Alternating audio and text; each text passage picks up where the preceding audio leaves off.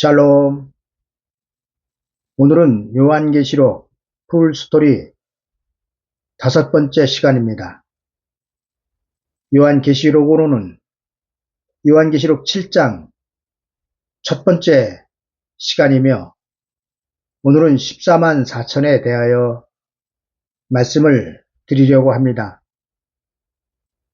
요한계시록 6장에서 6째 인까지 떼어진 이후 성경은 그들의 진노의 날에 누가 능히 서리요 라고 말씀하시면서 6장 말씀을 마치고 있습니다. 그들의 진노의 날은 예수 그리스도의 진노의 날이 아닙니다. 물론 모든 환난이 하나님의 허락하심에서 오지만, 그들의 진노의 날은 세상에 남겨진 사람들이 당할 진노의 날을 말씀하고 있습니다.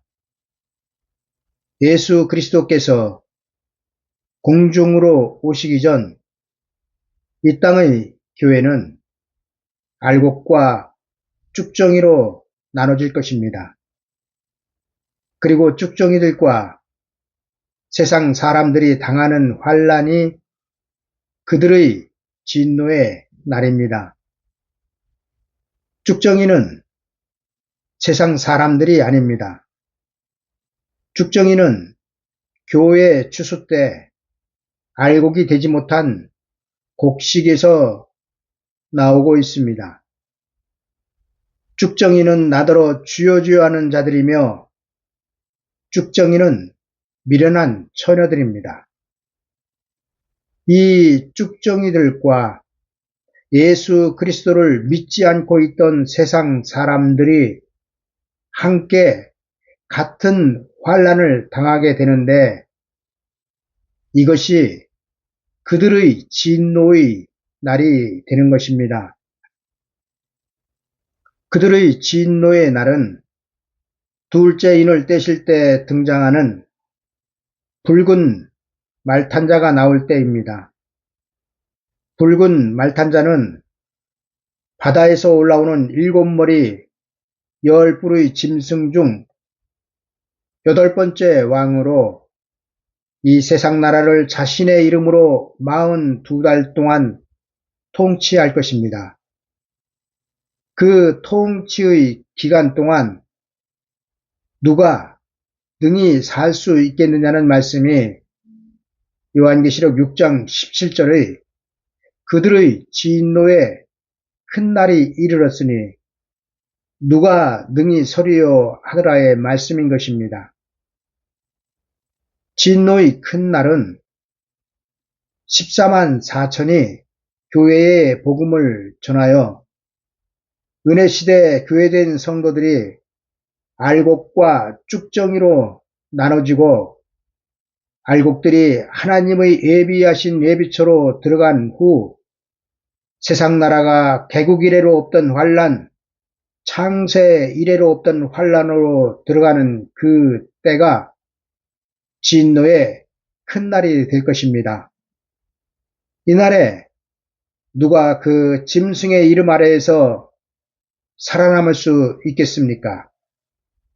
성경은 땅에 남겨진 모든 자, 곧 작은 자나 큰 자나 부자나 빈궁한 자나 자유한 자나 종들이 다 그 오른손에나 이마에 표를 받을 것이라고 기록하고 있습니다. 14만 4천이 요한계시록 7장에서 나오고 난 이후 이어서 나오는 사람들이 흰옷을 입은 셀 수 없는 큰 무리들입니다. 셀 수 없는 큰 무리들이 나오고 나면 바람을 잡고 있던 네 천사가 바람을 놓게 되는데, 이때 하나님의 예비처로 들어가지 못한 사람들은 큰 진노의 날에 남겨지게 되는 것입니다.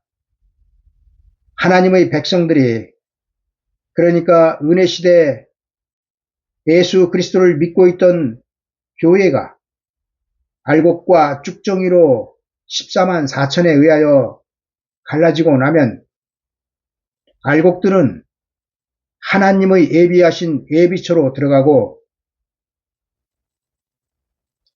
첫째 부활에 참여한 순교자들은 공중으로 휴거하여 올라간 다음 세계 3차 대전이 중동 유브라데에서 일어나는데 그때 사람 3분의 1이 그 전쟁으로 죽는다고 말씀하고 있습니다.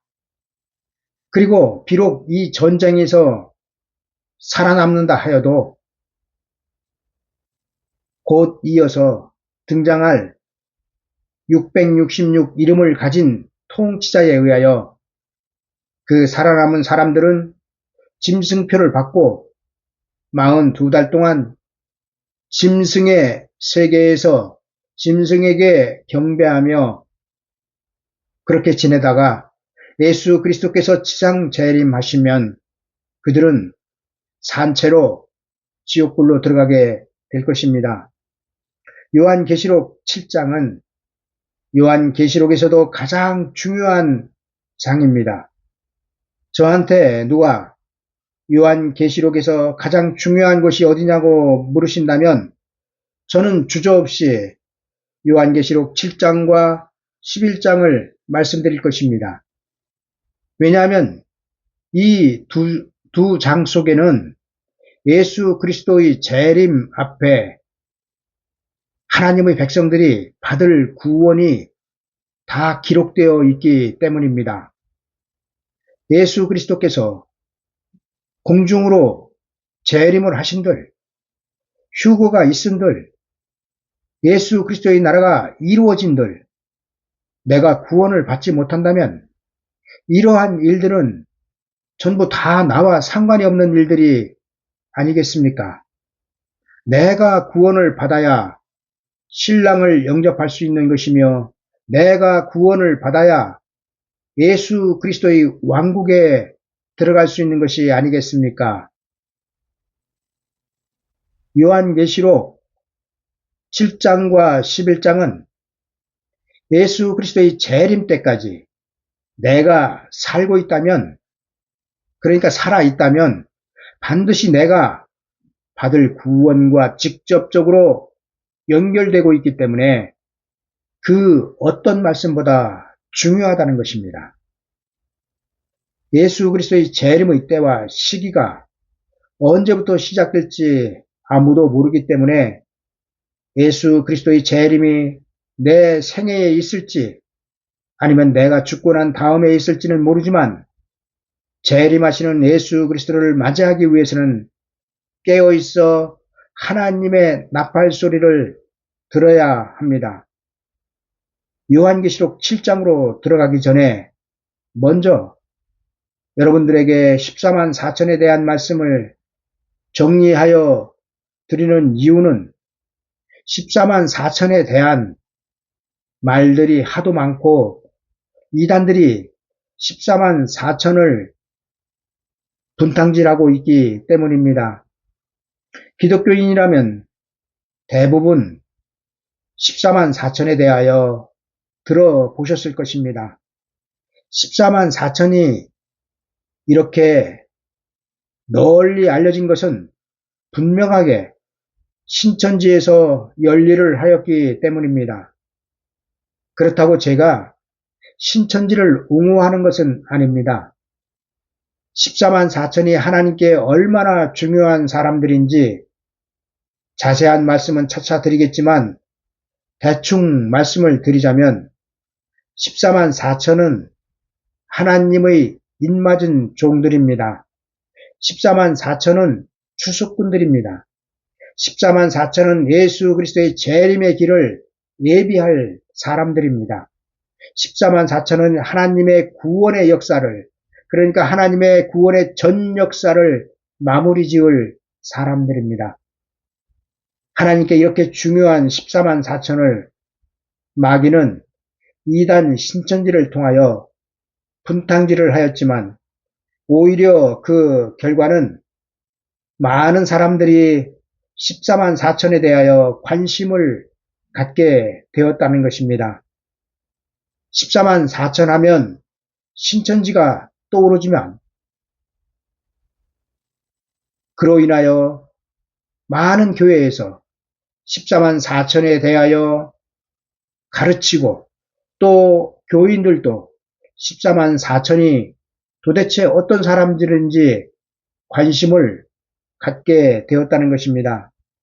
그런데 문제는 교회에서 가르치는 것이 성경의 진리대로가 아니라 비진리로 가르치고 있기 때문에 문제입니다.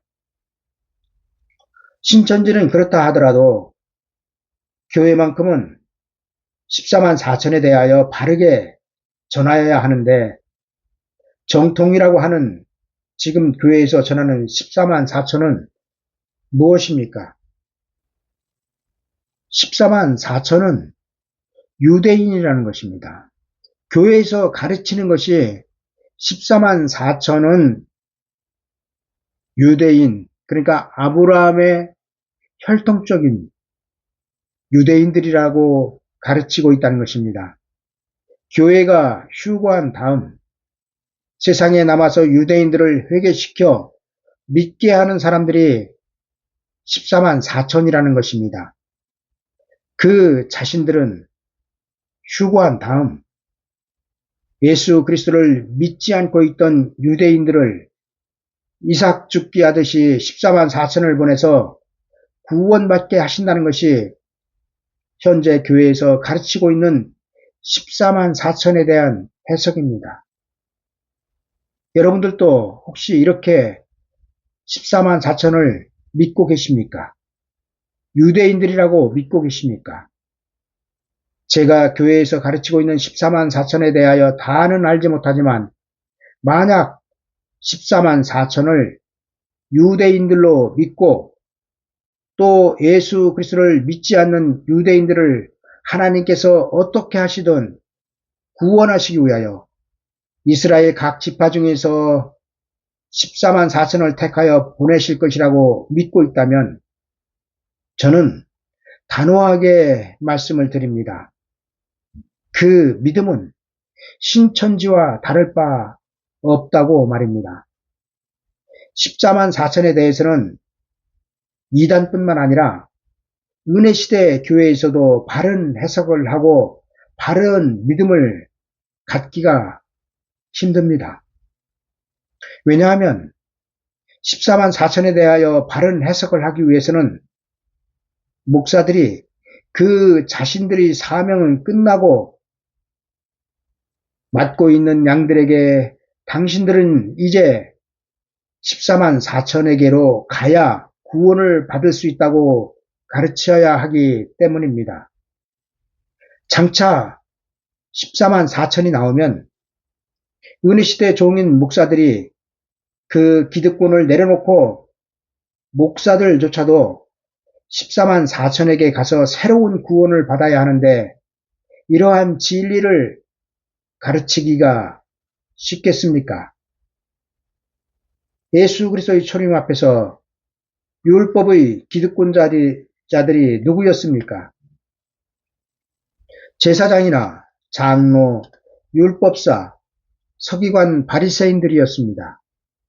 예수 그리스도의 초림 앞에 일반 유대인들은 물론 방금 말씀드린 제사장, 장로, 서기관, 바리새인들도 광야에 있는 세례 요한에게로 가서 세례를 받고 천국 복음으로 새로운 구원을 받아야 했습니다.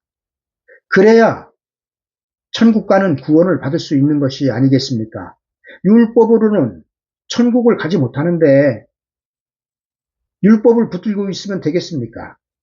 따라서 세례 요한에게로 가야 세례 요한에게 천국 복음을 받아서 그 믿고 천국으로 가는 구원을 받을 수 있는 것이 아니겠습니까?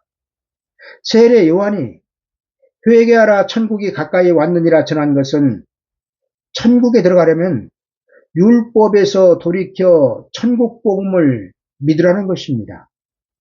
세례 요한이 전한 회개는 유대인들에게 율법에서 돌이키라는 것이었습니다. 그러나 저들은 광야로 나가서 새로운 구원을 받기는커녕 세례 요한을 이단으로 처형하였습니다. 율법을 폐하는 천국 복음을 전한 세례 요한을 율법의 기득권자들이 죽인 것입니다. 예수 그리스도의 재림 때에도 마찬가지입니다. 이와 똑같은 일이 벌어질 것입니다.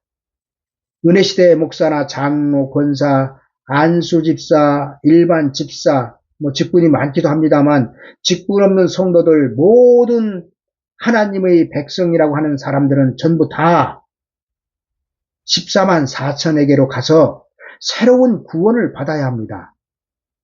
어떤 새로운 구원을 받아야 합니까? 혼인집으로 들어가는 새로운 구원을 받아야 합니다. 현재는 우리가 받은 구원은 혼인집으로 들어가는 구원이 아닙니다. 혼인집으로 들어가는 구원은 우리가 받은 영원 구원의 불이 꺼져야 혼인집으로 들어가는 불이 켜지게 되어 있습니다. 그렇기 때문에 지금은 혼인집으로 들어가는 복음을 그 복음으로 구원을 받는 시대가 아니라는 것입니다. 예수 그리스도의 재림 앞에 하나님은 두 증인을 보내실 것입니다. 두 증인은 굵은 베옷을 입고 1260일 동안 예언한다고 요한계시록 11장 3절에 기록하고 있습니다. 굵은 베옷은 회개를 말합니다. 세례 요한이 약대토롯을 입었다면 두 증인은 굵은 베옷을 입을 것입니다. 천국 복음에서 돌이키라는 회개를 두 증인은 굵은 베옷을 입고 교회에 전할 것입니다. 그리고 천국 복음에서 돌이켜야 하는 이유는 천국 복음은 혼인집으로 들어가는 복음이 아니기 때문입니다. 그러나 초림 때처럼 은혜시대 천국 복음의 기득권자들은 새로운 복음을 전하는 14만 4천을 이단으로 정죄할 것이며 시기 질투할 것입니다. 절대로 자기들의 기득권을 내려놓지 않을 뿐만 아니라 때를 따라 양식을 나눠주지 못하면서 그 맡은 양떼들에게 시대에 맞지 않는 젖이나 먹이고 쑥물을 먹여서 양떼들을 결국에는 떼죽음으로 몰고 갈 것입니다. 이런 결과를 가져오게 된다면 신천지에서 산홍기기 등으로 하나님의 백성들을 미혹하여 거짓된 14만 4천을 주입시켜 죽이는 것이나 은혜시대 종들이 때를 따라 양식을 나눠주지 못하고 시대적인 말씀을 몰라서 14만 4천을 잘못 해석하여 유대인들이라고 가르치며 그 쑥물로 양들을 죽이는 것이나 매 일반이라는 것입니다. 신천지에서 가르치는 14만 4천은 영원히 그 몸이 죽지 않고 영생불사하는 사람들이라고 하는데 이는 가당치도 않은 거짓말입니다. 거짓말도 어느 정도껏 해야 속는데 엉터리 그 거짓말에 속아 넘어간 사람들이 수십만 명에 달한다니 참으로 놀라지 않을 수 없습니다. 신천지의 교인들을 빼앗긴 교회 목사님들은 대각성을 하여야 합니다. 신천지의 교인들을 빼앗긴 이유는 무엇입니까? 14만 4천에 대하여 예수 그리스도의 재림에 대하여 종말에 대하여 성경대로 바로 가르치지 못하였기 때문에 그 1차적인 책임이 목사님들에게 있는 것이 아니겠습니까? 전하지 않는데 어떻게 성도들이 들을 수가 있겠습니까? 따라서 시대적인 말씀을 전하지 못하면은 나중에는 미혹한 자들에게 내게 맡겨주신 양떼들을 다 잃을 수도 있다고 저는 생각을 합니다. 신천지에 속해 있는 14만 4천에게 하늘의 14만 4천 순교자들의 영이 임하여 14만 4천은 죽지 않는 영생의 몸이 된다는 것이 말도 안 되는 거짓말이라는 것은 요한계시록 11장인 굵은 베옷을 입고 예언을 하는 두 증인만 그들이 누구인지만 알아도 속아 넘어갈 일이 없는데 이러한 것들을 모르기 때문에 교회에서 가르치지 않고 성도들이 들어보지도 못하였기 때문에 신천지에서 미혹으로 하는 그러한 것들이 귀에 솔깃하게 들리며 정말로 저것이 진리인 것처럼 들리게 된다는 것입니다.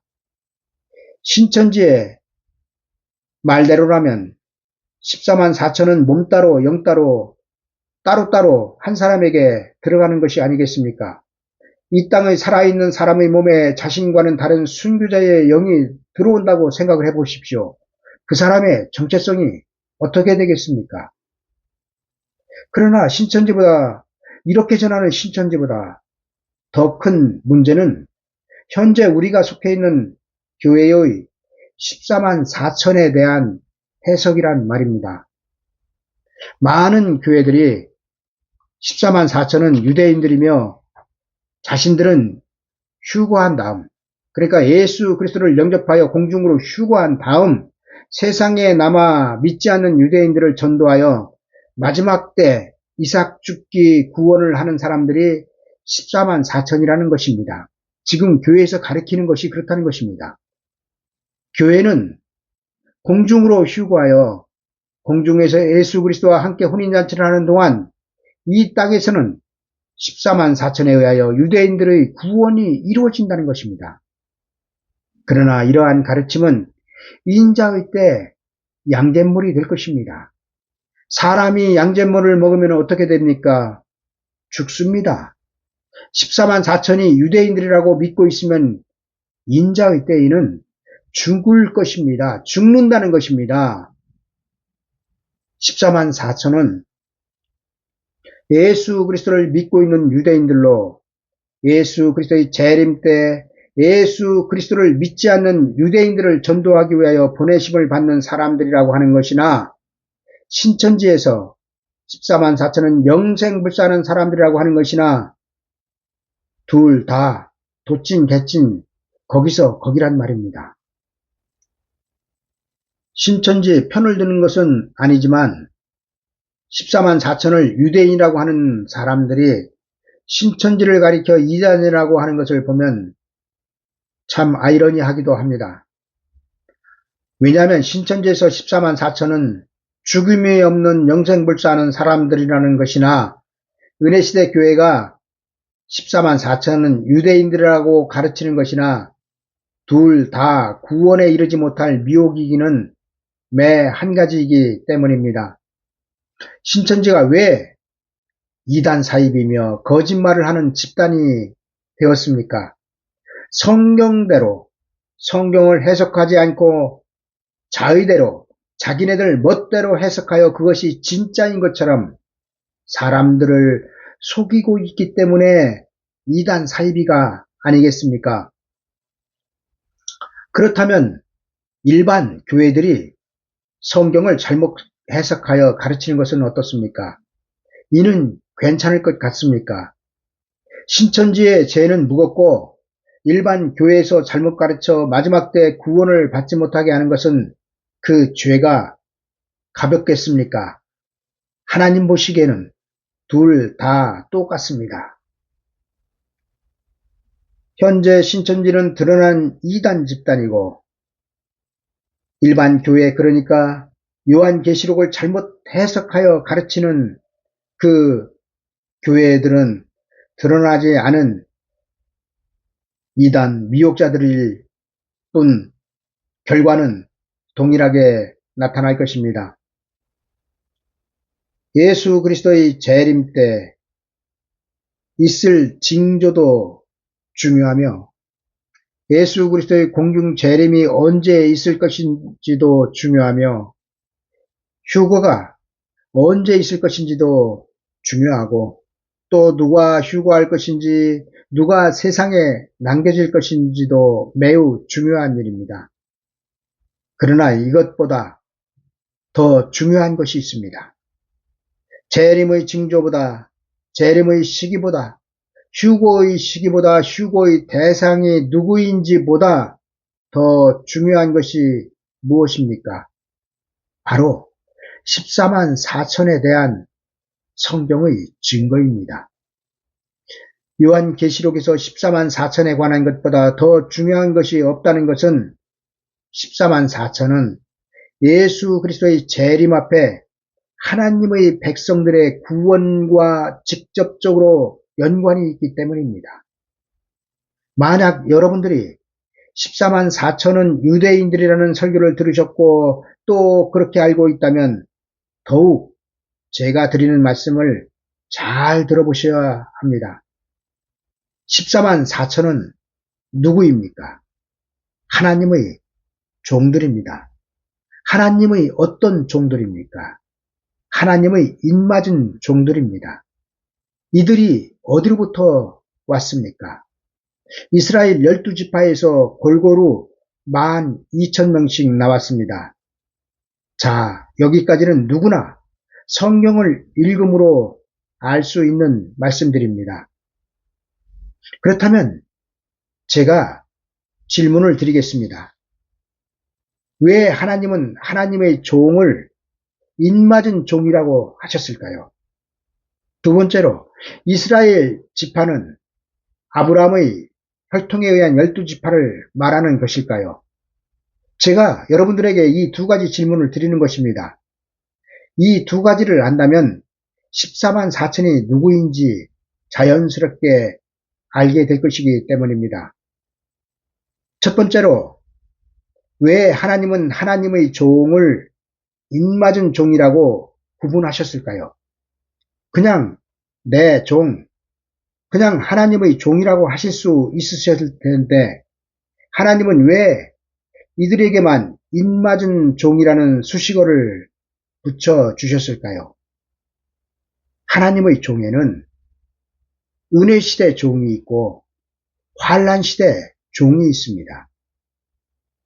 은혜시대 하나님의 종은 목사란 직분을 가진 사람들이며 환난시대 하나님의 종은 목사란 직분을 가진 사람들이 아닙니다. 또한 은혜시대 하나님의 종은 천국 복음을 세상에 전하지만 환난시대 하나님의 종은 영원한 복음을 교회에 전합니다. 복음과 그 복음을 전하는 대상이 은혜시대 종과 환난시대 종이 다르다는 것입니다. 하나님은 환난시대에 세우실 종인 14만 4천과 은혜시대 목사란 직분을 가진 종들과 구분하시기 위하여 14만 4천에게 입맞은 종이라는 특별한 단어를 쓰시게 하신 것입니다. 요한계시록 7장 이전에는 천사가 살아계신 하나님의 인을 가지고 해 돋는 데로부터 올라와서 하나님의 종들인 14만 4천의 이마에 인을 치고 있습니다. 은혜시대 목사란 직분을 가진 종은 노예에서 안수하여 세웁니다. 그러나 14만 4천은 천사들이 하나님의 인을 들고 와서 사람이 세우는 것이 아니라 천사들이 세우고 있습니다. 14만 4천은 목사란 직분을 가진 하나님의 종들의 사역이 맞춰지고 나면, 그러니까 14만 4천은 목사란 직분의 사역이 맞춰지고 나면 은혜시대 그 천국 복음의 사역이 맞춰지고 나면 그 다음에 나올 종들이 바로 14만 4천이란 말입니다. 마태복음 25장 열처녀의 비유에서 열처녀의 등에 불이 꺼진 후 신랑이로다 맞으러 나오라고 하는 사람들이 있었습니다. 그 사람들이 누구였습니까? 그 사람들이 마태복음 25장에는 기록하고 있지 않지만 요한계시록에서는 그들이 14만 4천이라는 것입니다. 천국 복음의 영혼의 불이 꺼진 이후에 새로운 불을 밝혀서 혼인집으로 들어가야 합니다. 새로운 불을 밝혀서 혼인집으로 들어가게 하는 사람들이 바로 14만 4천이라는 말씀입니다.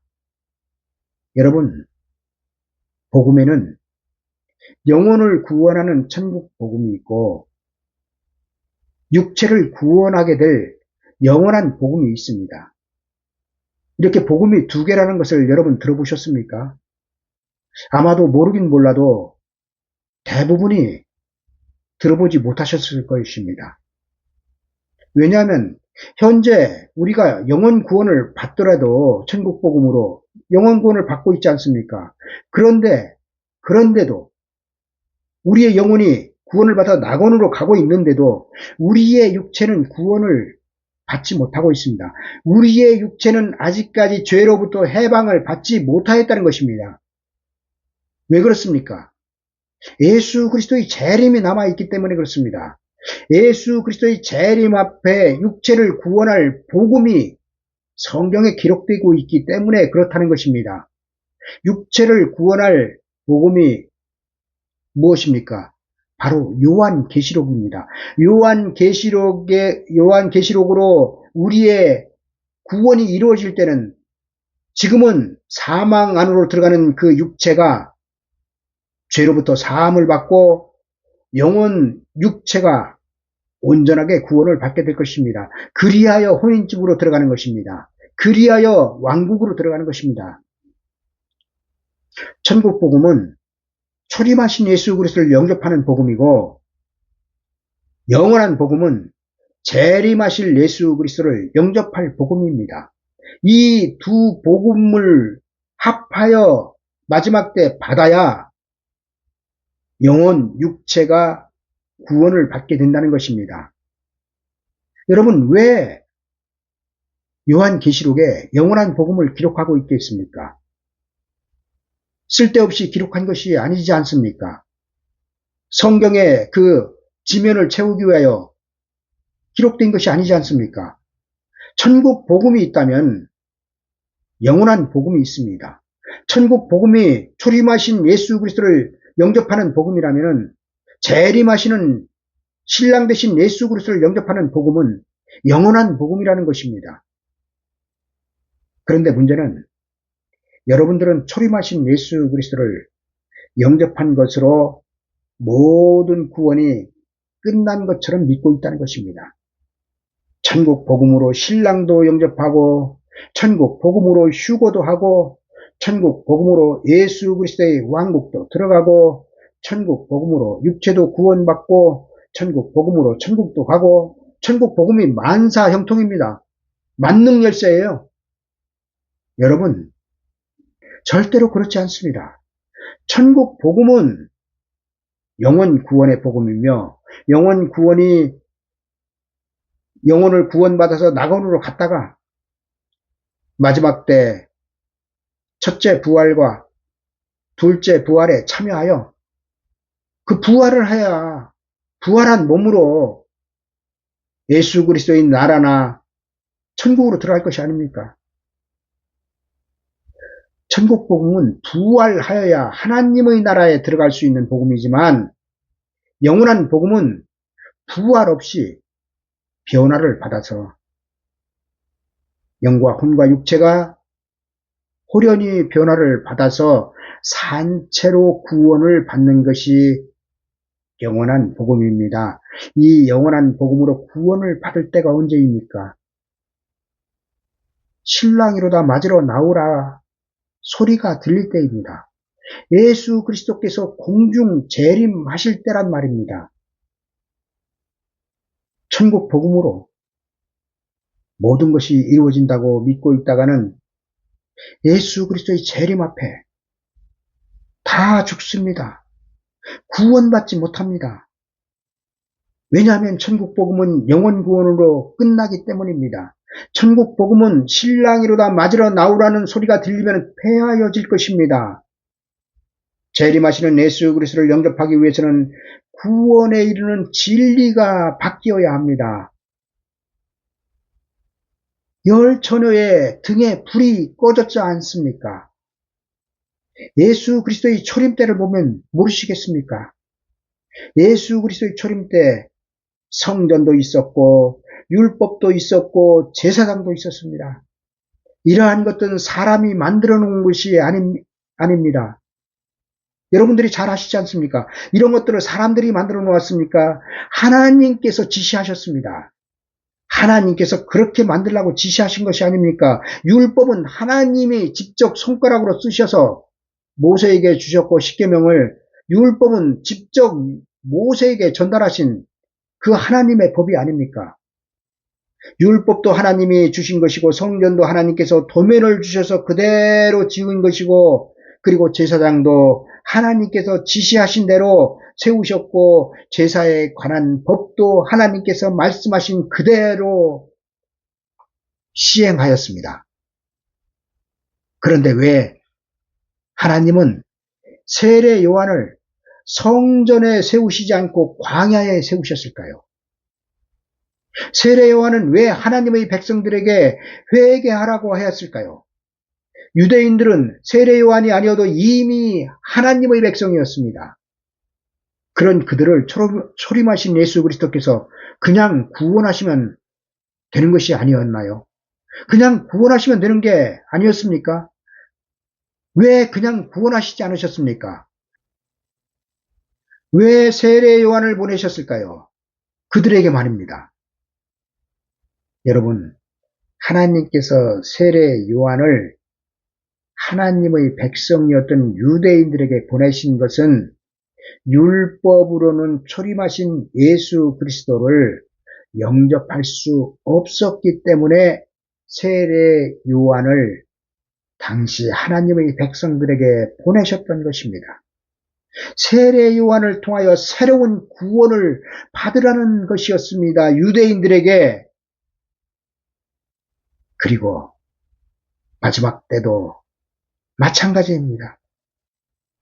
예수 그리스도의 핏값으로 세워진 교회도 있고, 천국 복음을 전하는 하나님의 종인 목사들도 있고, 예수 그리스도를 믿고 있는 하나님의 백성인 성도들도 있습니다.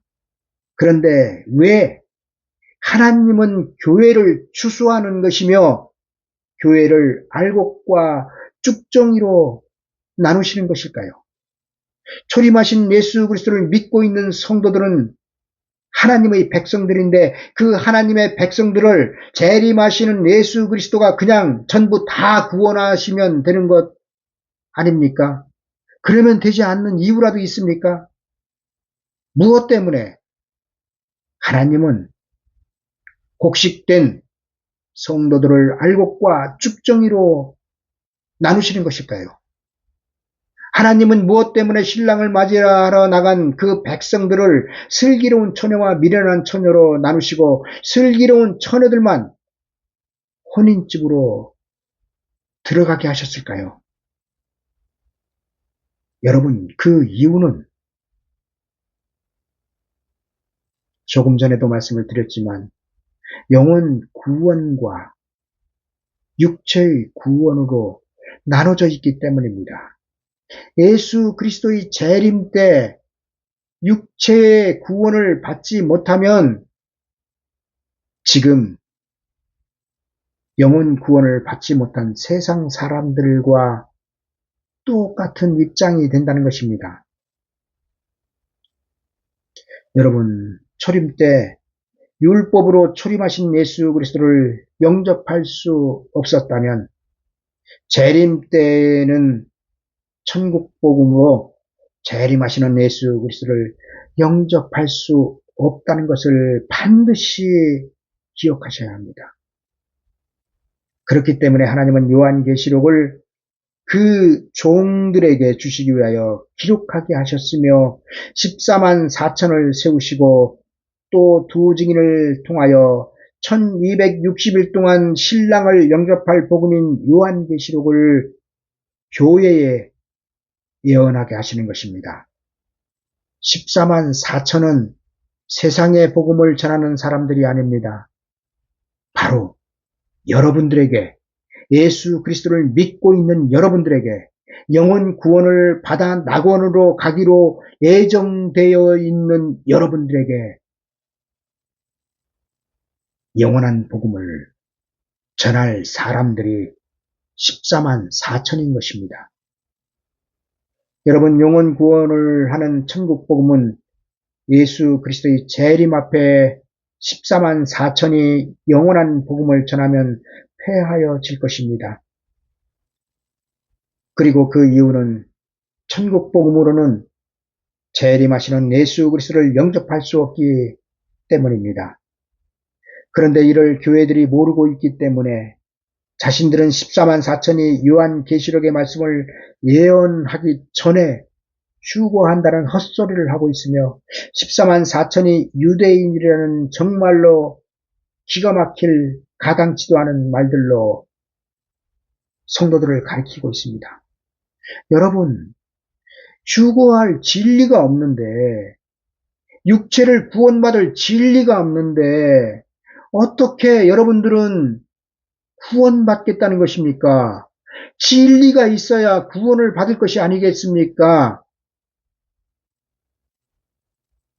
지금은 이러한 비성경적인 해석들을 회개하고 바로잡을 수 있는 시간이 있지만 막상 그날이 덫과 같이 덮치면 잘못 해석하여 가르친 성경들은 그대로 쑥물이 되어 많은 하나님의 백성들을 죽이게 될 것입니다.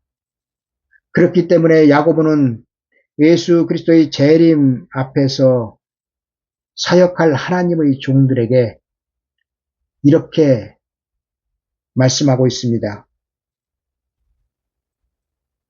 선생된 우리가 더 큰 심판을 받을 줄 알고 많은 사람이 선생이 되지 말라. 여러분, 선생된 사람들이 예수 그리스도의 복음을 전하는 사람들이 아닙니까? 하나님의 백성들을 맡아서 가르치는 사람들이 아닙니까? 목사들이 선생들이 아닙니까? 그런데 선생된 사람들이 상급을 받아야지 왜 더 큰 심판을 받습니까? 왜 더 큰 화를 받게 됩니까? 그 이유는 잘못 가르쳤기 때문입니다. 선생된 목사들이 잘못 가르치는 비진리들의 결과는 예수 그리스도의 재림 앞에 나타날 것입니다. 그 결과로 나타날 것입니다. 은혜 시대에는 천국 복음만 전하면 됩니다. 그렇기 때문에 잘못되고 잘되고 할 것이 없습니다. 그러나 환난 시대에는 예수 천당 불신 지옥을 전하는 그 하나님의 법이 바뀌기 때문에 잘못 가르치면 그대로 쑥물이 되어 선생된 자신만 아니라 그 말을 듣는 사람들을 죽이기 때문에 선생된 자들에게 더 큰 심판이 있다는 것입니다. 14만 4천은 영원 구원을 이루는 천국 복음이 폐하여진 이후 육체를 구원하는 영원한 복음을 전하기 위하여 세워지는 종들입니다. 제가 지금 말씀드리는 내용들을 아주 자세하게 말씀하고 있는 성경이 있는데 어딘지 아십니까? 바로 마태복음 25장입니다. 마태복음 25장에는 여러분들이 잘 아시다시피 열 처녀의 비유가 나오는데 열 처녀는 신랑을 맞이하여 혼인집으로 들어가기 위하여 등을 들고 나간 은혜 시대 영원 구원을 받은 모든 성도들을 말씀하고 있습니다. 여러분, 신랑을 맞이할 대상에 세상 사람들도 포함될까요? 그렇지 않습니다. 신랑을 맞이하기 위해서는 등에 불을 밝혀야 합니다. 등을 들고 있어야 하고 불을 밝혀야 한다는 것입니다. 어떤 불을 밝혀야 합니까? 영원 구원의 불을 밝혀야 합니다. 신랑은 천국 복음으로 영원 구원을 받은 자들만 영접할 수 있는 자격이 주어지고 있습니다. 여러분, 세례 요한이 세상 사람들에게 복음을 전하기 위하여 보냄을 받았습니까? 세례 요한은 철저하게 유대인들에게만 복음을 전하기 위하여 보냄을 받은 사람입니다. 예수 그리스도의 재림 때도 마찬가지입니다. 14만 4천은 철저하게 은혜시대 교회에 복음을 전하기 위하여 보냄을 받을 사람들입니다. 열 처녀가 등을 들고 나간 상태에서 신랑이로다 맞으러 나오라는 소리가 들렸지, 세상에 한참 복음이 전하여질 때, 교회가 한참 부흥을 하고 있을 때 신랑이로다 맞으러 나오라는 소리가 들리지 않습니다. 진리가 어두워지고 1000명이 나가던 교회에 100명만 남고 100명이 나가던 교회에 10명만 남을 때, 그때에 신랑이로다 맞으러 나오라는 소리가 들리게 될 것입니다. 이때가 바로 영적인 밤중인 것입니다. 열 처녀의 목적지가 어디였습니까? 낙원이었습니까? 아닙니다. 혼인집이었습니다. 낙원으로 가기 위하여 신랑을 맞이하러 나간 것이 아닙니다. 혼인집은 어디입니까? 예수 그리스도의 왕국입니다. 예수 그리스도의 왕국은 예수 그리스도께서 신랑으로 오셔서 세상을 심판하시고 세상 나라를 예수 그리스도의 나라로 이루신 다음 이루어지는 하나님의 나라가 예수 그리스도의 왕국인 것입니다. 왕국회관이란 이단이 있어서 왕국이란 단어가 어색하지만, 구약에 다윗의 왕국이 있었다면 신약에는 예수 그리스도의 왕국이 있을 것입니다. 이를 이사야서 9장 7절에서는 이렇게 기록하고 있습니다.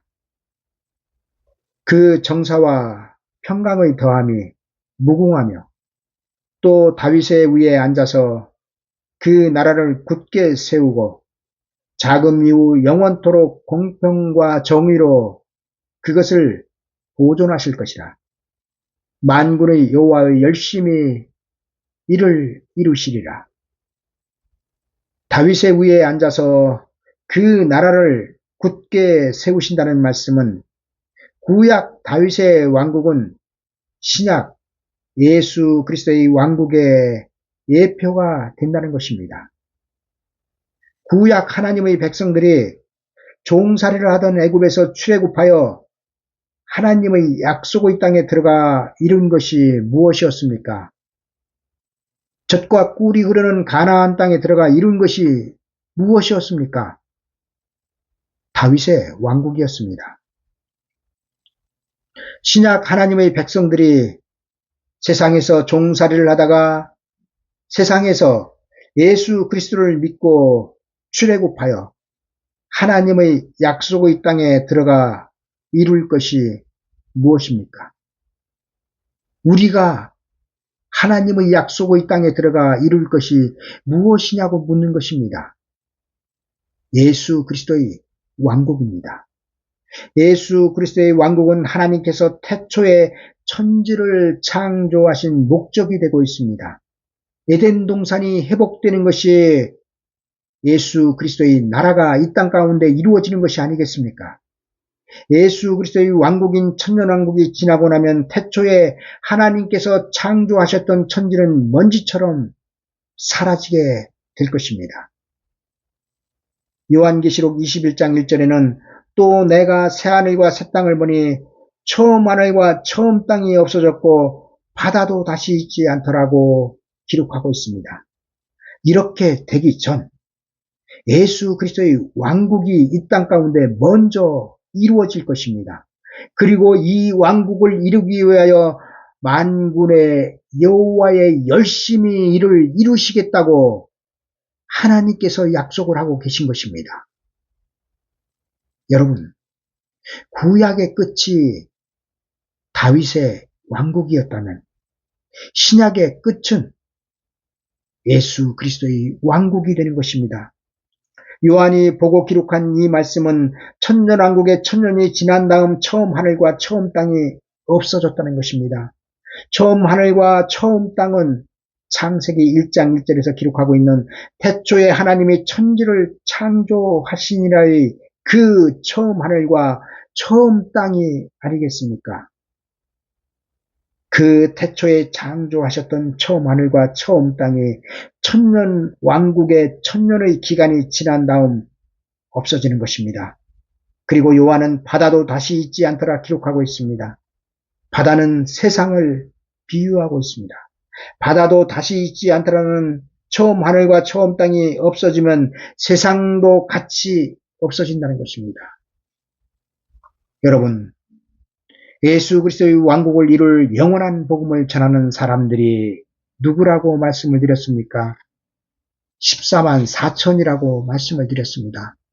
14만 4천이 신랑을 영접할 복음을 교회에 전해야 신랑이 오실 수 있습니다. 그런데 지금 교회는 신랑을 맞이할 복음도 없고 현재 손에 쥐고 있는 천국 복음으로 신랑을 맞이하겠다는 것입니다. 신랑을 맞이할 복음도 없으면서 신랑을 맞이하겠다고 하는 것이 현재 교회의 영적 상태란 말입니다. 여러분, 이 얼마나 어리석은 일인지 그때 가봐야 결과가 나겠지만 그때는 이미 늦는다는 것입니다. 바울은 로마서 8장 4절에서 이렇게 기록하고 있습니다. 우리가 소망으로 구원을 얻었음에 보이는 소망이 아니니 오는 것을 누가 바라리요? 여러분, 이 말씀이 어렵지요? 이해되십니까? 바울이 말하고 있는 보이는 소망은 영원 구원을 말씀하고 있습니다. 이 영원 구원을 이미 받았는데 누가 또 계속 바라보겠느냐고 바울은 말씀하고 있는 것입니다. 영원 구원을 받았는데 누가 그 영원 구원을 소망으로 삼겠냐고 바울이 말씀하고 있지 않습니까? 그러나 이어서 바울은 5절에서 이렇게 기록하고 있습니다. 만일 우리가 보지 못하는 것을 바라면 참음으로 기다릴지니라. 보지 못하는 것이 무엇입니까? 육체의 구원 아닙니까? 보이는 소망은 영혼의 구원이며 보이지 않는 소망은 육체의 구원이 아니겠습니까? 그 육체의 구원의 소망을 지금 우리가 가져야 합니다. 영혼 구원을 받은 자들이 육체의 소망을 가져야 한다는 말씀입니다. 세상 사람들은 예수 그리스도를 믿고 있지 않은 세상 사람들은 보이는 소망이 영혼 구원입니다. 그러나 이미 예수 그리스도를 믿고 있는 사람들의 소망은 영혼 구원이 아니라는 말씀입니다. 영혼 구원은 이미 우리 손에 쥐고 있는 소망인 것입니다. 바울은 단호하게 말하고 있습니다. 보이는 소망이 아니니 보이는 소망을 소망으로 삼지 말라는 것입니다. 왜냐하면 너희는 이미 예수 그리스도를 믿고 있고 예수 그리스도를 믿음으로 말미암아 죽으면 낙원 가기로 예정되어 있기 때문에 그것은 소망이 아니라는 것입니다. 대신에 무엇을 소망으로 삼아야 된다고 바울이 말하고 있습니까? 아직 죄로부터 해방받지 못한 육체의 구원을 소망으로 삼으라는 것입니다. 육체의 구원이 어느 때에 이루어진다고 말씀을 드렸습니까? 예수 그리스도의 재림 앞에 신랑이로다 맞으러 나오라는 그 소리와 함께 육체의 구원이 시작된다고 말씀드리지 않았습니까? 그 소망을 바라보라는 것입니다. 여러분, 지금 내가 언제 예수 그리스도께서 오실지도 모르고 내 나이가 많은데 아니면 내가 언제 죽을지도 모르는데 뭔 육체를 갖다가 구원받는다고 그것을 소망으로 삼냐? 이렇게 말씀하실지도 모르겠지만 바울이 말한 것을 잘 읽어보시고 깨달으십시오. 여러분, 예수 그리스도를 믿고 영혼 구원을 받은 사람들은 나이가 많건 적건 몇 년을 살든 간에 소망을 육체의 구원으로 삼으라는 것입니다. 바울은 영혼 구원은 이미 받았기 때문에 그렇다는 것입니다.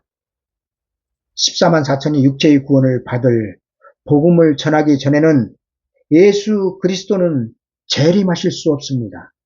그리고 이는 제 말이 아니라 성경이 기록하고 있는 진리입니다. 열천의 등에 왜 불이 꺼지고 있었습니까? 그 불로는 신랑을 맞이할 수 없었기 때문에 꺼진 것입니다. 열천의 불이 꺼져가고 있을 때는 영적인 캄캄한 어두운 밤중인 것입니다. 그때에 영적으로 캄캄한 밤중 진리가 바뀔 때 그 과도기에 신랑이로다 맞으러 나오라는 소리가 들린다는 것입니다. 예수 그리스도의 초림 때가 그렇지 않았습니까? 자기 멋대로 자기의 생각대로 드린 예물을 깨끗한 예물이 아니라 저는 것, 병든 것 이런 것들로 예물을 드리고 드렸던 예물을 다시 또 드리고 이렇게 성전의 제사가 부패하였을 때 세례 요한이 광야에 나타났습니다. 그리고 교회의 예배가 부패할 때 신랑이로다 맞으러 나오라는 소리가 여러분들 귀에 들려야 하는 것입니다. 여러분, 열천의 등에 불이 꺼졌다는 것은 은혜시대의 영원 구원이 끝났다는 것을 말합니다. 은혜시대 영원 구원이 끝난 다음 새로운 구원의 불이 여러분들 등에 기름을 넣고 새로운 기름을 넣고 새로운 불을 밝혀야 할 것입니다. 그렇지 않고는 혼인집으로 들어갈 수 없습니다.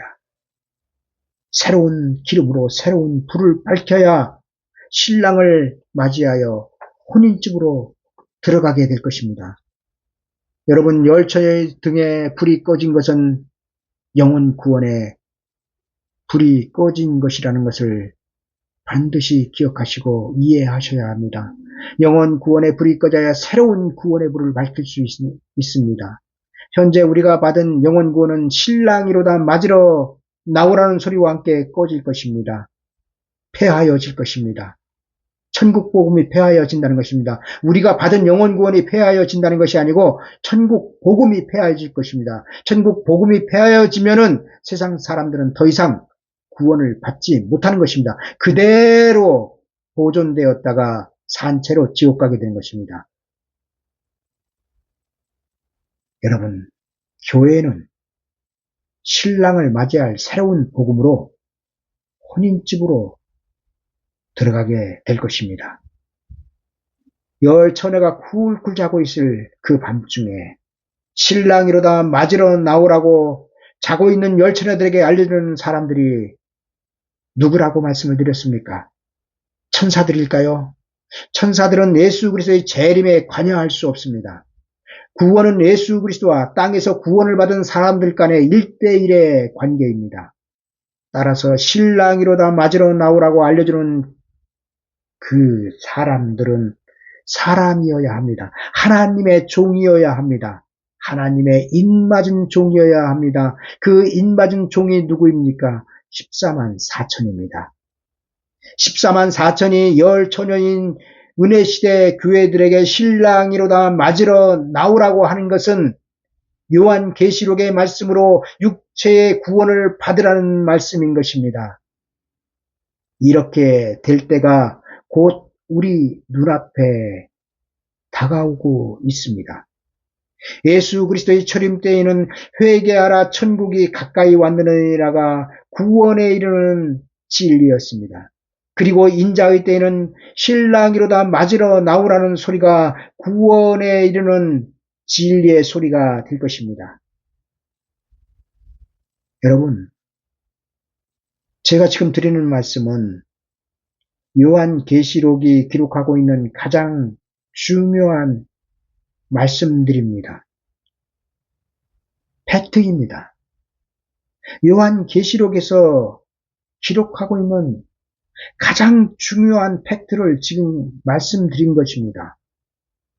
제 말을 여러분들이 믿든 믿지 않든 그것은 여러분들의 자유이고 하나님 편에서는 누군가가 진리를 전하게 할 것입니다. 왜냐하면 하나님이 심판을 경고하시지 않고 심판하신다면 하나님 스스로 약속을 어기시는 것이 되기 때문입니다. 예수 그리스도께서 인자의 임함이 노아의 때와 같다고 말씀하시지 않으셨습니까? 노아의 때와 같다는 말씀은 심판의 경고와 심판을 피할 장소가 있다는 것입니다. 노아의 때 구원의 대상들은 홍수로 쓸어버림을 당하였어도 하나님께 관계할 것이 없습니다. 왜냐하면 하나님은 하나님의 종을 통하여 홍수 심판에 대하여 120년 동안이나 알렸기 때문입니다. 하나님은 그 백성들의 구원을 위하여 하실 일을 다 하신 것입니다. 인자의 때도 마찬가지입니다. 어느 날 심판이 갑자기 우리에게 닥친다면 하나님께 항의할 수 있지만, 그러나 하나님은 그 백성들의 구원을 위하여 두 증인을 보내셔서 심판에 대하여 1260일 동안 경고의 나팔을 불게 하실 것입니다. 그리고 14만 4천 두 증인을 통하여 하나님의 나팔을 둔 결과로 나오는 사람들이 요한계시록 7장 9절에서 나오는 흰옷을 입은 셀 수 없는 큰 무리들인 것입니다. 여러분, 14만 4천과 흰옷을 입은 셀 수 없는 큰 무리들을 어떤 교회에서는 같은 사람들이라고 가르치고 있고, 또 어떤 교회에서는 다른 사람들이라고 가르치고 있지만 14만 4천이 나와서 교회에 영원한 복음을 전한 결과로 나오는 사람들이 흰옷을 입은 셀 수 없는 큰 무리들인 것입니다. 이들에 대해서는 다음 시간에 자세히 말씀을 드리도록 하겠습니다. 감사합니다.